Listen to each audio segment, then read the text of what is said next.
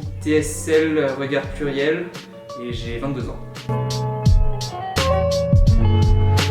Ah oui, là pour le coup, je peux pas faire beaucoup plus à la maison. Le départ est à 3 km de chez mes parents, donc à Plouran, je suis de 5e, donc c'est vraiment à côté. Et les terrains, les sentiers qu'on va faire, c'est ceux que je fais tout le temps à l'entraînement, donc que je faisais tout le temps à l'entraînement avant de partir ici, donc je connais tout par cœur. Ouais.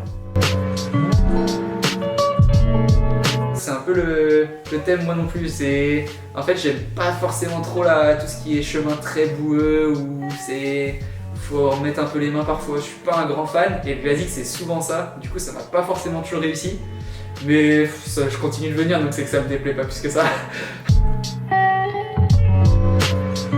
C'est surtout la partie GR moi que j'aime bien. Donc là, nous on fait pas énormément cette année de GR, on fait Binic jusqu'à en gros la plage du Moulin à Étable. Cette partie-là est vraiment cool, notamment on va traverser la plage des Gaudelins, ça c'est sympa.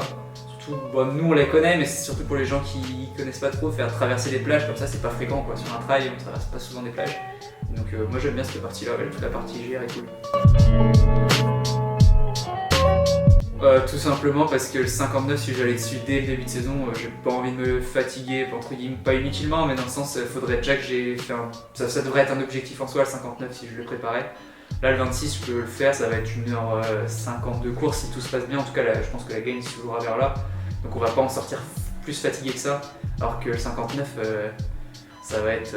Je pense que les meilleurs vont mettre 4h ou 4h30, donc c'est pas la même chose quoi. J'ai envie, un jour j'y viendrai, je ferai le long. Mais cette année, il y a d'autres objectifs, donc... Oui, ouais, clairement, je pense que ça va être le grand favori de la course. À partir du moment où on est champion du monde, on peut pas faire beaucoup mieux. Je vois pas ce qui... Normalement, il y a un grand favori, c'est Sylvain, quoi. Bon, ça fait plaisir de courir contre un champion du monde, du coup. Ouais, c'est cool, ouais. Ouais, carrément, moi, je suis super content qu'il soit sur la start list. Hein. On savait pas trop vraiment s'il allait sur le 59 ou le 26, on se demandait, quand je sais qu'il était sur le 26, j'étais super content. Comme je dis, moi je préfère faire deuxième mais avoir eu un beau fight que être premier mais avec 10 minutes d'avance où on s'est entre guillemets pas ennuyé mais il n'y a pas eu de bagarre. Je préfère qu'il y ait du monde sur la course que être tout seul quoi. Alors je vais jouer le TTN cette année, en fait c'est la Coupe de France de trail. Il y a plusieurs manches un peu partout en France. Du coup, je vais en faire 2 en mars, une en Alsace et une dans le Nord, en Meuse. Après, du coup, il faut forcément passer par le championnat de France pour être qualifié. Donc, je vais aller faire le championnat de France en mai qui est à Salers, c'est en Auvergne, vers le Cantal, etc., vers les Puys.